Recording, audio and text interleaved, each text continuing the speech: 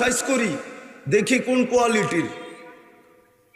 শুধু জমিন বলে না, কুল্লা ইয়াউমিন আওয়াল বাহরু ইস্তাযিনু রাব্বা, সমুদ্র বলে আল্লাহ অনুমতি দেন না সাইজ করি। সব তো আপনার ভোগ করে। অস্তিত্বটা কে দিছে?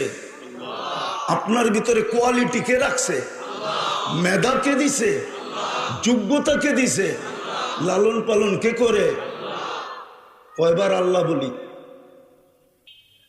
সব আল্লাহর দেওয়া, আল্লাহই করে। রাগ হয়ে যাবেন বললে তো? রাগ হয়ে যাবেন? বলবো। অতীত 15 বছর একটা কথাই বলছেন, আল্লাহ নামাইলে নামবো, নাইলে কারো নামানোর ক্ষমতা নাই।